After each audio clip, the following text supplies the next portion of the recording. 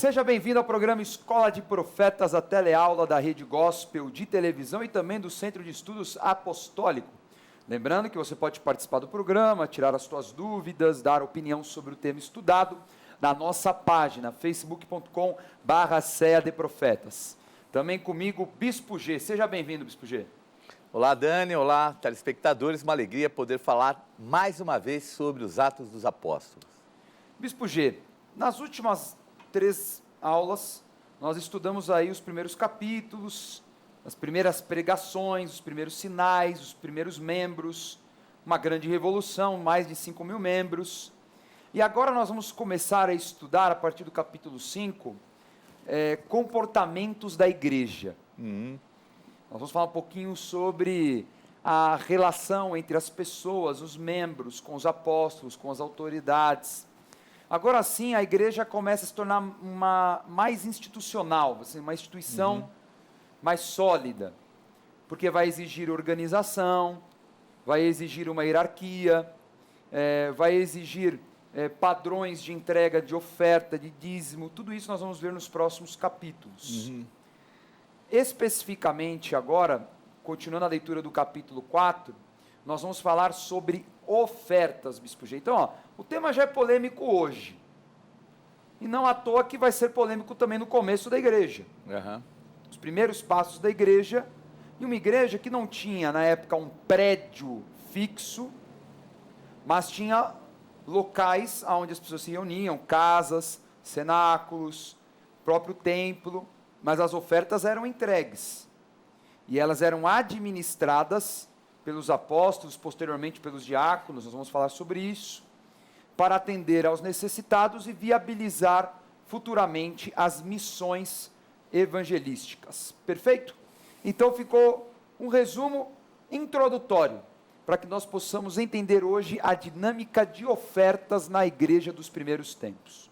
Vamos ler Atos 4, versículos 32 a 35. Da multidão dos que creram eram um coração e a alma. Ninguém considerava exclusivamente sua nenhuma das coisas que possuía. Tudo, porém, lhes era comum. Com grande poder, os apóstolos davam testemunho da ressurreição do Senhor Jesus.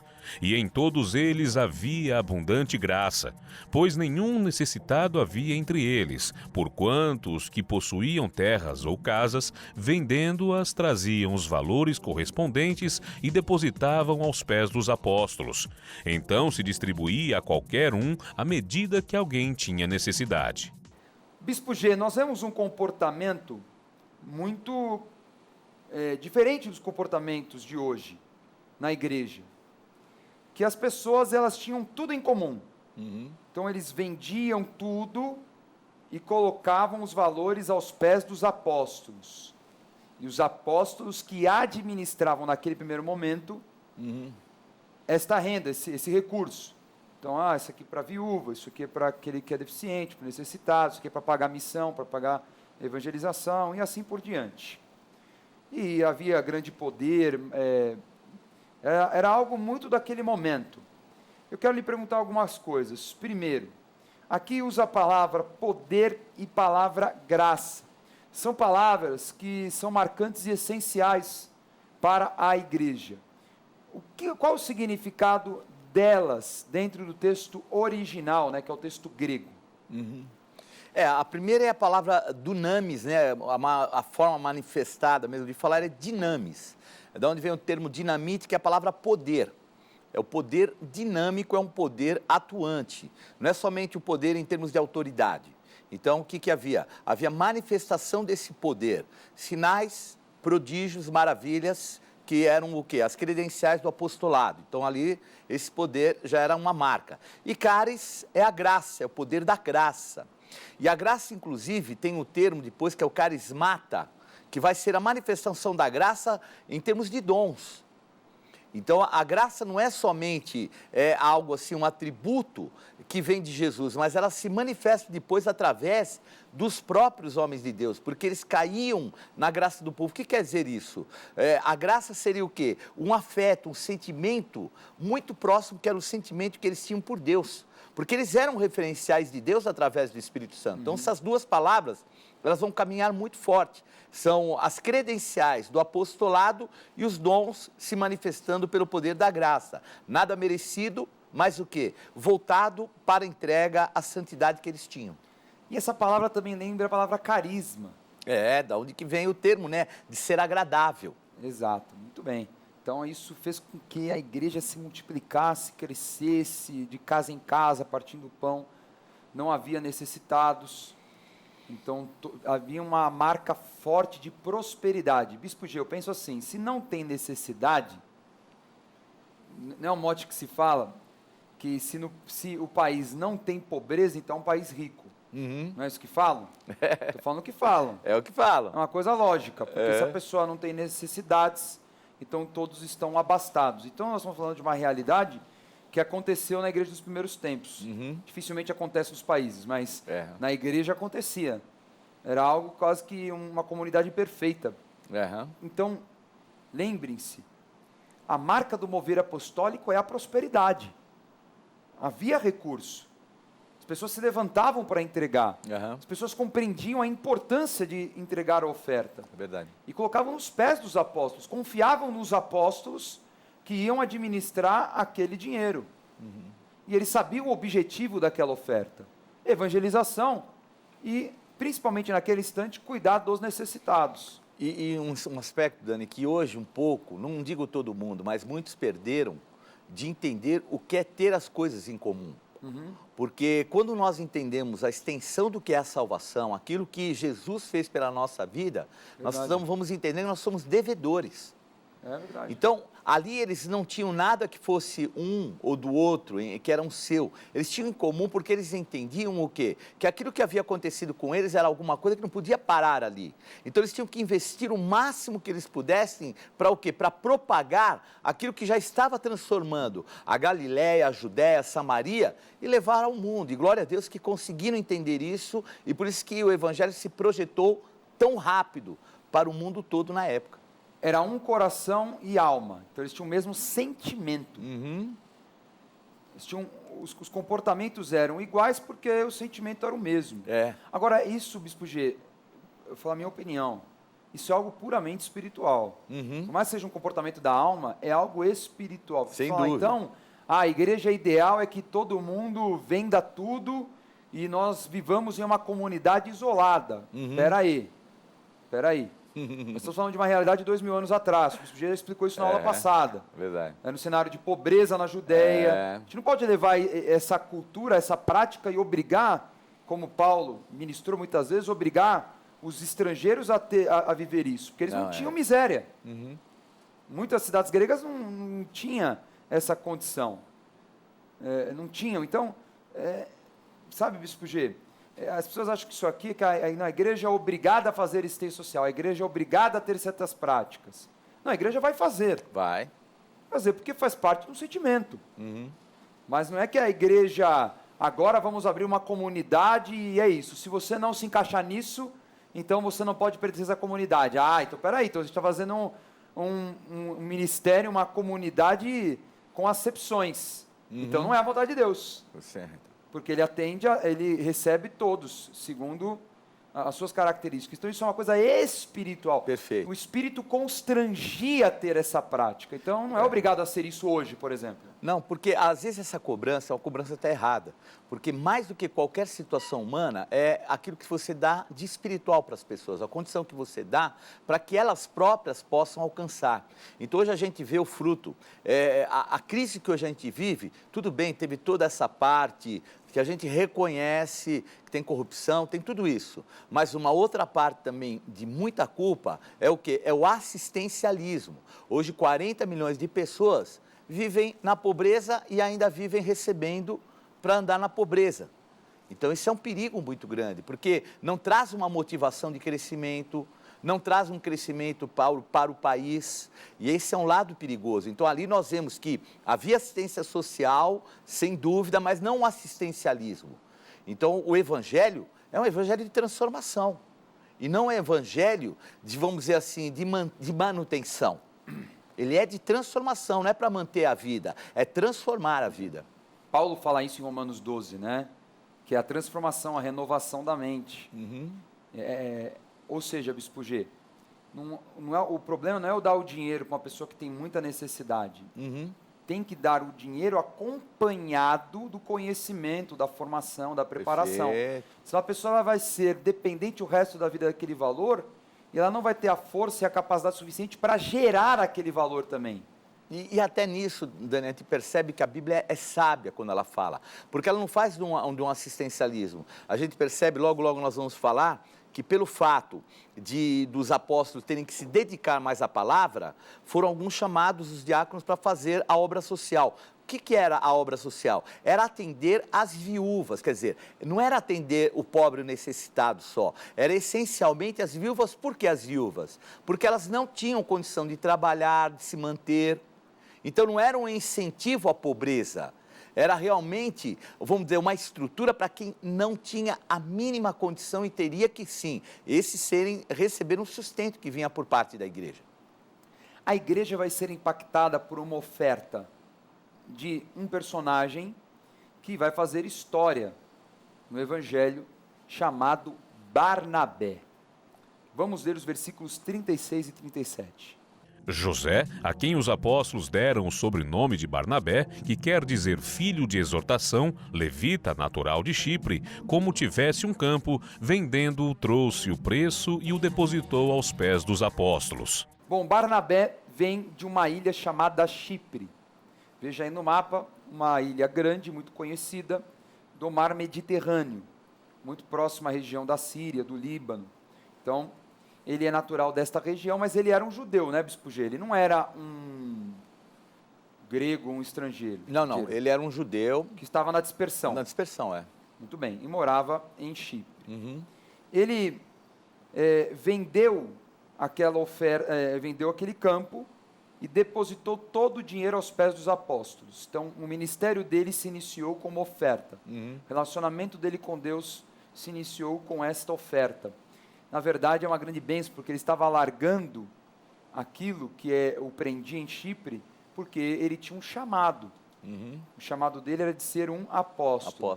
E vale lembrar que aqui está um exemplo que a oferta era algo voluntário. As pessoas não vendiam tudo ao mesmo tempo.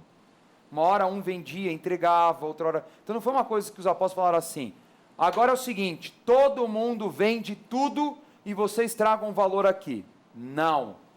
Eles, envolvidos por um sentimento espiritual, enxergando a necessidade da obra, eles vendiam, cada um em tempos diferentes e voluntariamente entregavam. Não era uma coisa obrigatória, não era um peso, não era um jugo. Eles eram conscientizados da necessidade e eles, de boa fé, com sentimento, com amor, faziam isso. E via um fruto, né? Porque o fruto era marcante. Então você vê, Barnabé é uma pessoa que começou a ver o fruto, o crescimento, a transformação de vidas. Eu acho que o fruto de tudo isso é o mais importante. Nós vemos isso, né, na igreja. Eu tenho algumas experiências, às vezes chega uma família, chega às vezes uma pessoa, daqui a pouco é a família inteira, e a gente, na nossa mente, fala, meu Deus, que coisa, que confusão, quanta coisa ruim. E vai havendo uma transformação. Verdade. Em um ano, mudou a família. O que faz isso? Essas pessoas querem o que mais? Querem trazer essa transformação. E esse sentimento era o sentimento de Barnabé. Agora, o que ele estava fazendo? Era a semente do chamado dele. Ele põe aos pés dos apóstolos, e ali eles estavam o quê? Ele estava se habilitando a futuramente ser um apóstolo. Bom, Bispo G, o nome Barnabé foi dado posteriormente, logo após a conversão dele. Ele tinha o nome de José. E quando se muda o nome... Temos o exemplo de Pedro, de Paulo, significa uma nova identidade. Para que ele se desligasse do que ele era e para que ele se tornasse aquilo que Deus o chamou. E a palavra aqui fala que Barnabé significa filho da exortação. Às vezes as pessoas não é bem exortação no sentido assim, o cara é o filho da bronca. É tipo o filho que só leva a bronca. Não é isso, né, Bispo G? Não, então, e o termo exortação aqui, ele tem um lado meio de descanso também. É um filho de que a exortação não é palavra de dureza, é uma palavra de consolação. Seria o termo mais consolação, porque no original, bar, né, pai, nabé, era uma ligação que tinha com descanso, uma palavra que vai trazer Olha o descanso, conforto, e era a marca de Barnabé, porque ele trazia palavras que transformavam as pessoas. Verdade. Nós temos o exemplo, ele defendeu o apóstolo Paulo para os apóstolos.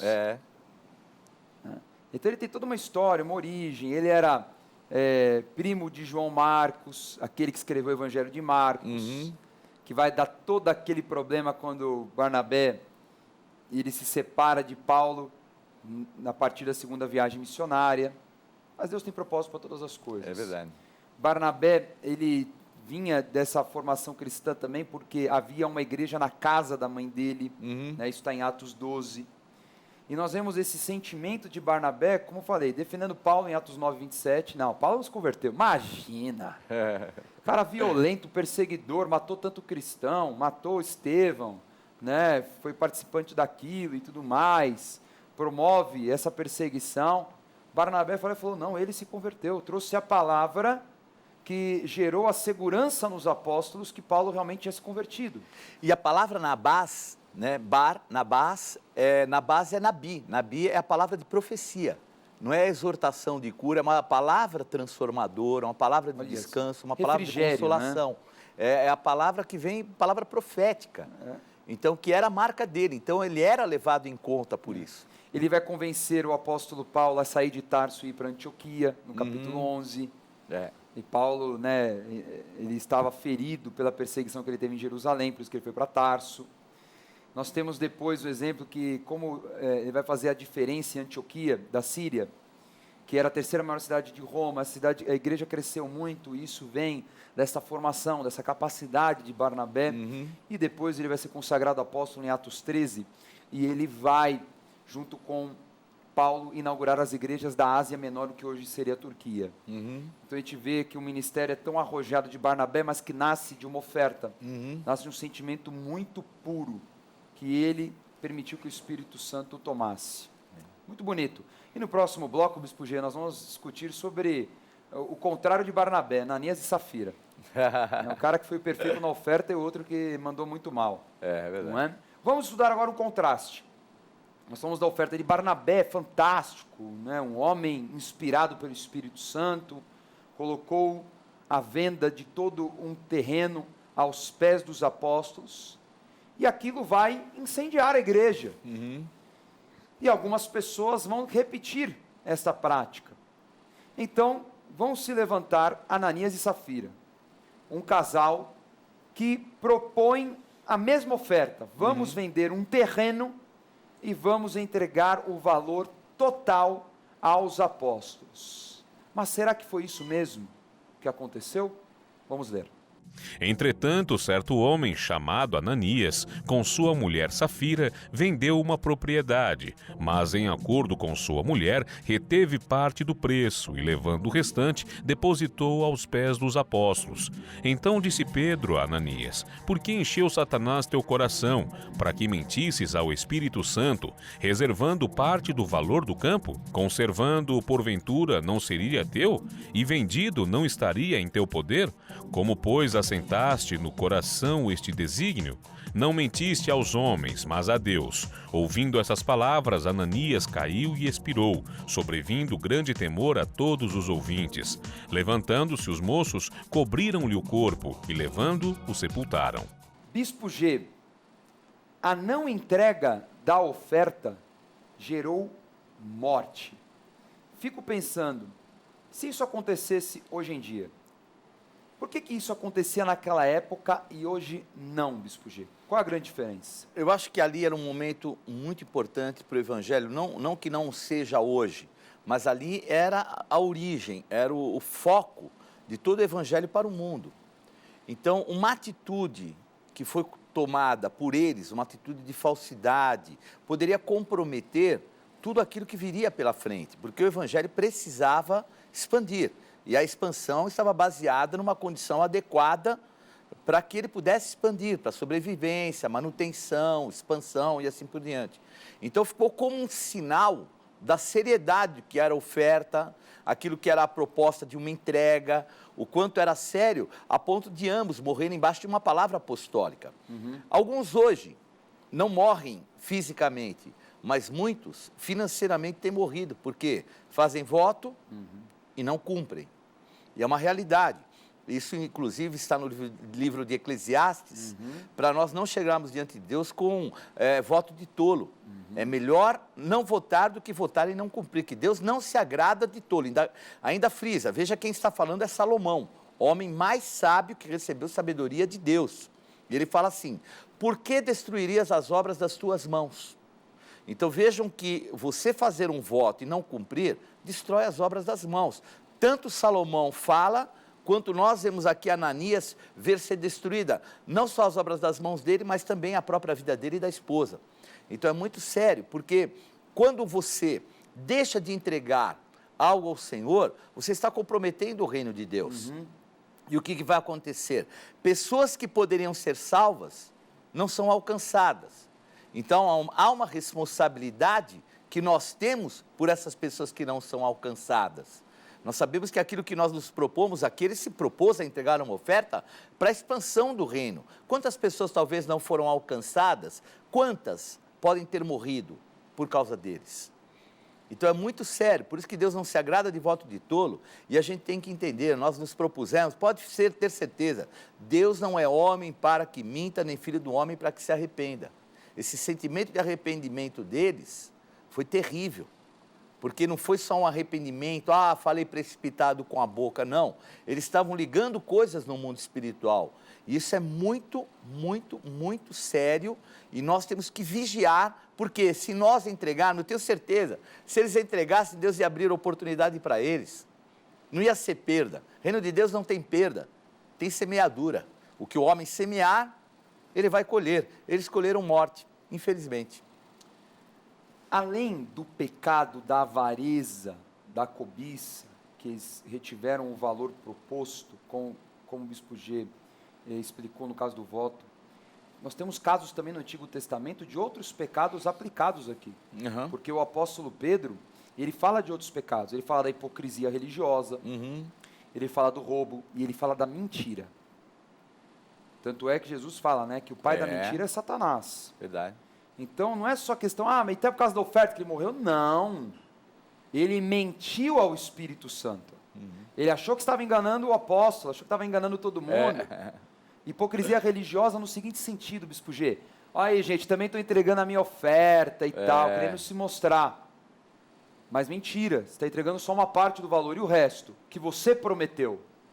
Então você está entregando essa oferta alta para se mostrar. Para fazer parte de um mover na tua carne, e não algo natural do Espírito, inspirado pelo Espírito como Barnabé. Agora o roubo, Bispo G. Eu estava lembrando de Acã. Acã é a mesma coisa, o resultado de um roubo. Ele tocou naquilo que era de Deus. Jericó era a primícia. Deus falou, vocês não peguem nada de Jericó, porque todo despojo, todo ouro, toda prata, tudo de Jericó, ficará para o tabernáculo de Deus. Foi essa a ordem de Deus. Perfeito. Nós sabemos que Acã roubou uma capa babilônica, moedas e assim por diante, barras de prata, enfim. Ele roubou. Então o pecado do roubo gerou mortes de pessoas inocentes naquela batalha em Ai, e também a morte dele mesmo, com toda a sua família. Aliás, toda a família de Acã foi apedrejada e exterminada do meio. Deus falou, vocês vão exterminar. Porque o resultado de roubar algo que pertence a Deus é a morte. Aí eu me lembrei também do pecado da mentira, Bispo G. Porque eles mentiram. Pedro fala, vocês não mentiram aos homens, vocês mentiram a Deus. E eu lembrei de Geazi.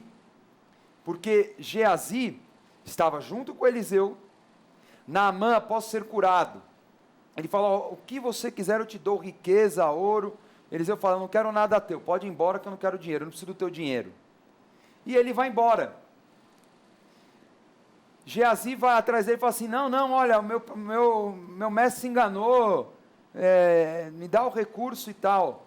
E pegou aquela riqueza. Só que Deus revelou a Eliseu, da mesma forma que revelou para Pedro. Revelou para Eliseu, falou assim, olha, Geazi, onde você estava?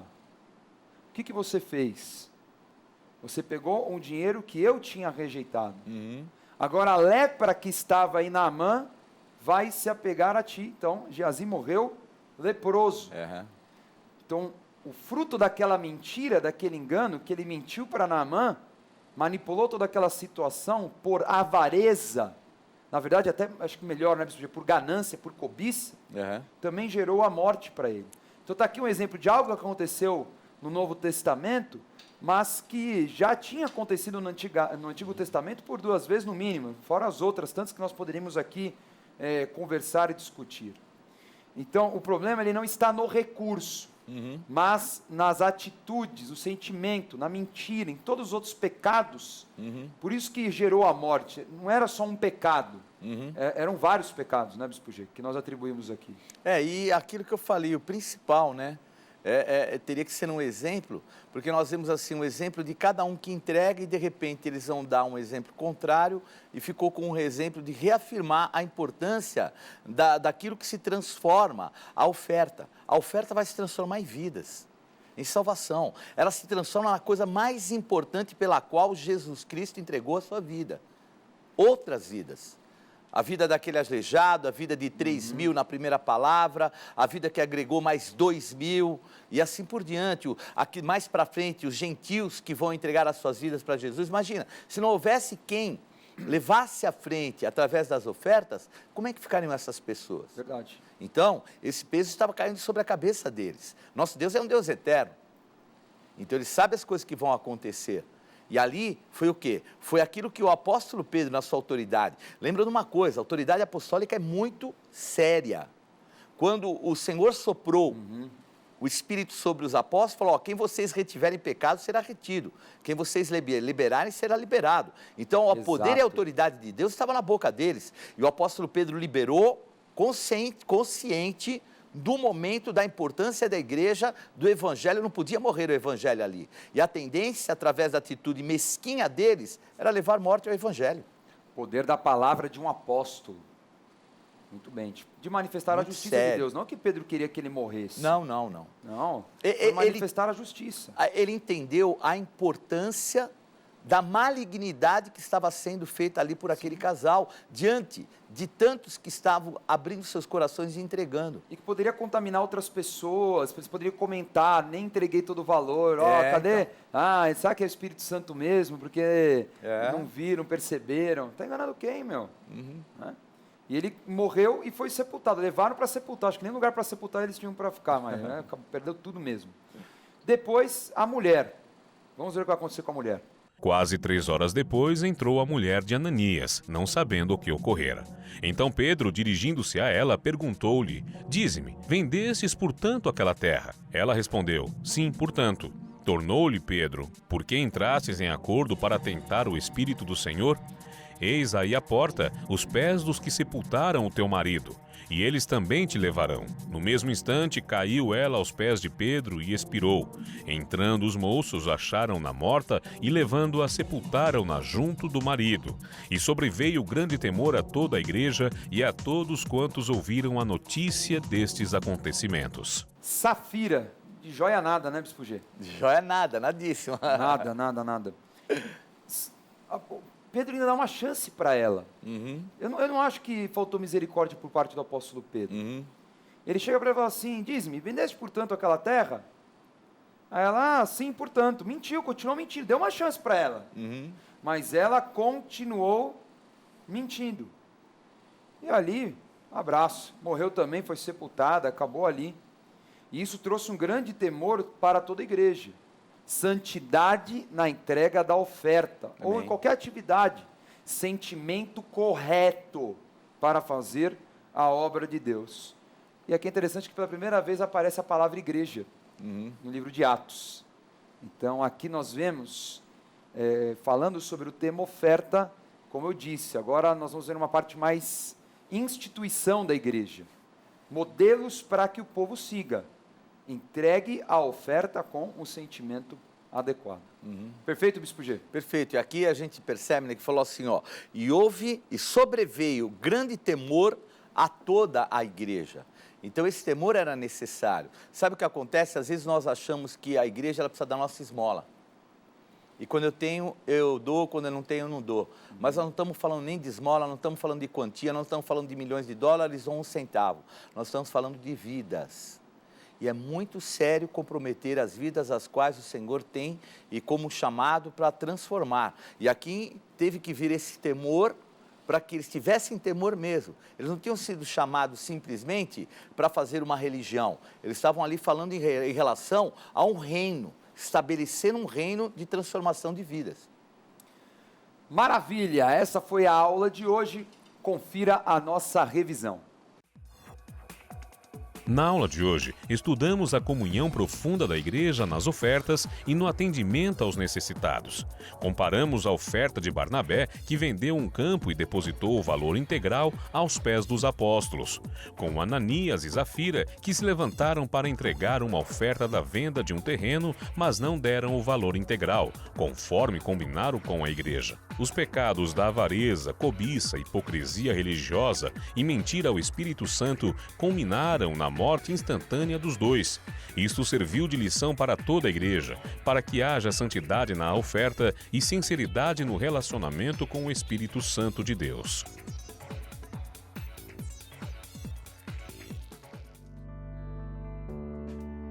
Não perca a oportunidade de se aperfeiçoar mais no conhecimento da Palavra de Deus e desenvolver seu ministério.